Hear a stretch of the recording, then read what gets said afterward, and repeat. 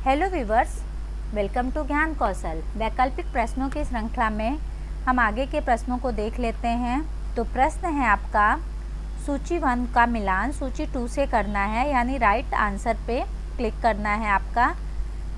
तो मैकाले का निस्यनंदन सिद्धांत है। मैकाले ने निस्यनंदन सिद्धांत दिया था। राधाकृष्णन आयोग ने विश्वविद्यालय शिक्षा आयोग की संस्तुति दी थी। तो राइट आंसर इसका 3rd है। वैदिक शिक्षा गुरुकुल में पढ़ाई जाती थी, तो इसका राइट आंसर आपका 4th है। गोखले बिल 1910 में पारित हुआ, तो इसका राइट आंसर आपका 1st है। नेक्स्ट क्वेश्चन है, एक कक्षा में छात्रों की संख्या कम क्यों होनी चाहिए? ऑप्शन है छात्र पर शिक्षक का व्यक्तिगत ध्यान आकर्षण हेतु, या भीड़ कम करने हेतु, या अधिक फीस प्राप्त करने हेतु, या इनमें से सभी। तो राइट आंसर है आपका छात्र पर शिक्षक का व्यक्तिगत ध्यान आकर्षण करने हेतु, क्योंकि जब भीड़ ज़्यादा होगी तो शिक्षक हर एक बालकों पे अपना ध्यान नहीं दे पाएगा, और भीड़ कम होने से वो हर एक छात्र पर अपना ध्यान दे पाएगा कि छात्र पढ़ रहा है ठीक से कि नहीं पढ़ रहा है। तो कक्षा में छात्रों की संख्या कम होने से शिक्षक हर एक छात्र पे व्यक्तिगत रूप से ध्यान आकर्षित कर सकता है। तो राइट आंसर आपका 1st है। नेक्स्ट क्वेश्चन है, रटन स्मृति का संबंध है। ऑप्शन स्थायी स्मृति से, तार्किक स्मृति से, यांत्रिक स्मृति से, इनमें से सभी।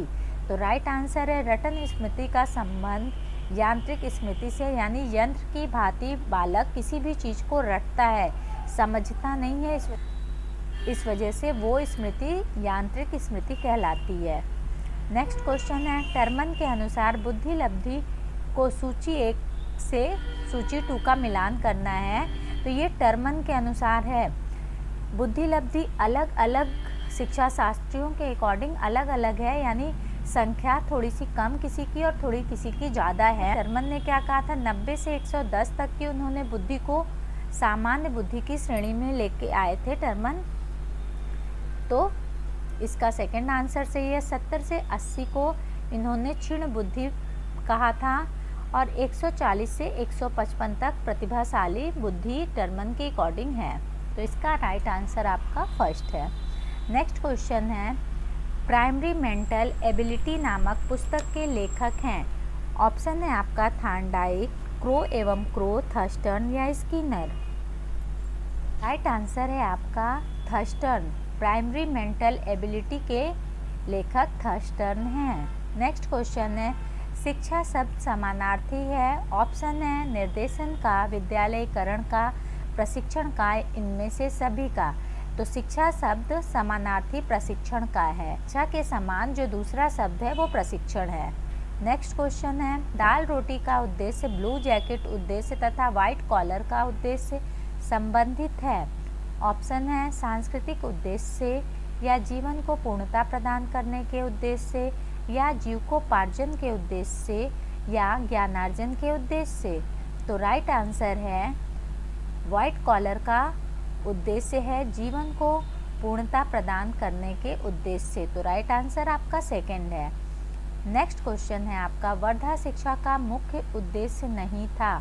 ऑप्शन है समस्त 7 से 14 वर्ष के बच्चों की शिक्षा, या अनिवार्य शिक्षा, निःशुल्क शिक्षा, या उच्च शिक्षा। तो वर्धा शिक्षा का मुख्य उद्देश्य ही था 7 से 14 वर्ष के बच्चों को शिक्षा देना, अनिवार्य शिक्षा देना और निःशुल्क शिक्षा। तो ये तीनों आपकी वर्धा शिक्षा का मुख्य उद्देश्य है। उच्च शिक्षा वर्धा शिक्षा में नहीं था, तो आपका राइट आंसर 4th है। नेक्स्ट क्वेश्चन है, भारत के संविधान में किस धारा के अंतर्गत प्राथमिक शिक्षा को निःशुल्क एवं अनिवार्य बनाने का प्रावधान है? ऑप्शन है धारा 33 या धारा 24, धारा 45 या धारा 13। राइट आंसर है आपका धारा 45। नेक्स्ट क्वेश्चन है, राष्ट्रीय शिक्षा नीति 1986 में शिक्षा का निम्न में से कौन सा स्वरूप वर्णित है? ऑप्शन 10+2, या 10+2+3, या 10+3+2, या 10+1+4। तो राष्ट्रीय शिक्षा नीति 1986 में शिक्षा का स्वरूप है आपका 10+2+3, यानी हाई स्कूल, इंटर, BA।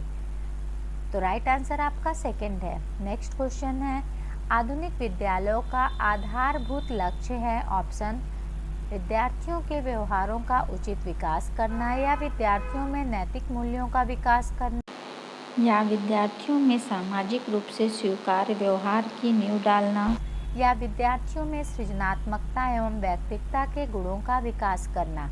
तो राइट आंसर है आपका 4, विद्यार्थियों में सृजनात्मकता एवं व्यक्तित्व के गुणों का विकास करना। नेक्स्ट क्वेश्चन है आपका, वर्तमान वार्षिक परीक्षा ऑप्शन है रटन विद्या को प्रोत्साहित करती है या अच्छे पढ़ने की आदत को प्रोत्साहित नहीं करती है या छात्रों को कक्षा में नियमित आने के लिए प्रोत्साहित नहीं करती या इनमें से सभी। तो ये हम आप लोगों के ऊपर इसका आंसर छोड़ देते हैं कमेंट बॉक्स में। आप इसका आंसर बताइएगा कि वर्तमान वार्षिक परीक्षा प्रणाली कैसी है। नेक्स्ट क्वेश्चन है, राष्ट्रीय एकता में बाधक तत्व नहीं है। ऑप्शन भाषावाद, प्रकृतिवाद, जातिवाद या संप्रदायवाद। तो भाषावाद, जातिवाद, संप्रदायवाद ये सब राष्ट्रीय एकता में बाधक तत्व हैं। प्रकृतिवाद बिल्कुल नहीं है क्योंकि ये एक वाद है। इस वाद के द्वारा बालकों को शिक्षा दी जाती थी, जबकि इन तीनों की वजह से राष्ट्रीय एकता में बाधा उत्पन्न होती है। नेक्स्ट क्वेश्चन है, किसने कहा शिक्षा को मनुष्य और समाज का निर्माण करना चाहिए। ऑप्शन महात्मा गांधी ने, डॉक्टर राधाकृष्णन ने, टैगोर ने या इनमें से कोई नहीं। तो राइट आंसर है आपका फर्स्ट, महात्मा गांधी ने। नेक्स्ट क्वेश्चन है, एमिल के लेखक हैं। ऑप्शन है प्लेटो, हर्बर्ट स्पेंसर, रूसो या सुकरात। तो राइट आंसर है एमिल के लेखक रूसो हैं। रूसो ने इसमें जिस बालक का वर्णन किया था, कहा जाता है कि वो स्वयं को उस बालक के रूप में देखते थे। तो एमिल के लेखक रूसो हैं। क्वेश्चन है, कौन सी अवस्था को अधिगम का कठिन काल कहा गया है। ऑप्शन है शैशवावस्था, बाल्यावस्था, किशोरावस्था या इनमें से सभी को। तो राइट आंसर है किशोरावस्था। नेक्स्ट क्वेश्चन है, बालक को सामाजिक व्यवहार की शिक्षा दी जा सकती है। ऑप्शन पाठ्यक्रम द्वारा, विद्यालय में सामाजिक और सांस्कृतिक गतिविधियों द्वारा, अनुशासन प्रक्रिया द्वारा, कक्षा शिक्षण द्वारा। राइट आंसर है आपका सेकंड, विद्यालय में सामाजिक और सांस्कृतिक गतिविधियों द्वारा। नेक्स्ट क्वेश्चन है, शिक्षक को नवीन पाठ प्रारंभ करना चाहिए। ऑप्शन कहानी सुनाकर, कविता सुनाकर, चित्र दिखाकर, इनमें से किसी एक या अधिक विधि के द्वारा। तो राइट आंसर आपका फोर्थ है, इनमें से किसी एक या इससे अधिक विधि को अपना के शिक्षक को नवीन पाठ का प्रारंभ करना चाहिए।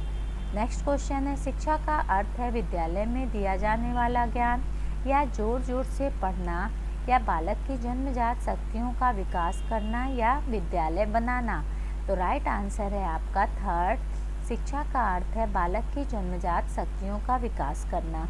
नेक्स्ट क्वेश्चन है, परिवार शिक्षा का किस प्रकार का साधन है। ऑप्शन औपचारिक साधन, अनौपचारिक साधन, औपचारिकेतन साधन या इनमें से कोई नहीं। तो राइट आंसर है परिवार शिक्षा का अनौपचारिक साधन है। औपचारिक साधन में आपका विद्यालय में दी जाने वाली शिक्षा को औपचारिक साधन कहते हैं, दूरस्थ शिक्षा को औपचारिकेतर साधन कहते हैं और अनौपचारिक साधन में जो बालक घर, परिवार, समाज, आसपास, सिनेमा, परिवार से जो शिक्षा हासिल करता है उसे अनौपचारिक साधन कहते हैं। तो परिवार आपका अनौपचारिक साधन है। तो राइट आंसर आपका सेकंड है।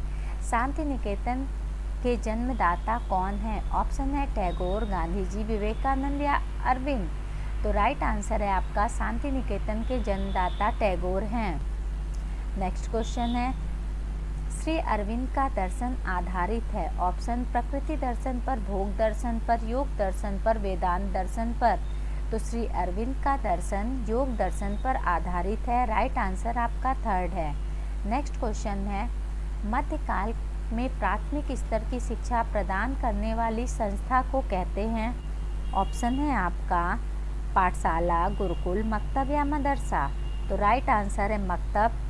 मध्यकालीन में मकतब में प्राथमिक स्तर की शिक्षा दी जाती थी और उच्च प्राथमिक स्तर के लिए मदरसा होते थे। तो राइट आंसर आपका थर्ड है। नेक्स्ट क्वेश्चन है आपका, क्रमबद्ध विद्यालयों की स्थापना की संस्कृति की थी। ऑप्शन में मैकाले के विवरण पत्र ने या वुड के घोषणा पत्र ने या शिक्षा आयोग ने या इनमें से कोई नहीं। क्रमबद्ध विद्यालयों के शिक्षा की स्थापना की संस्तुति शिक्षा आयोग ने की थी। नेक्स्ट क्वेश्चन है, विद्यालय शिक्षा आयोग ने शिक्षा के माध्यम के रूप में जिन भाषाओं की संस्तुति की थी वह है ऑप्शन अंग्रेजी हिंदी या हिंदी संस्कृत या अंग्रेजी हिंदी तथा एक अन्य भाषा या संस्कृत पारसी।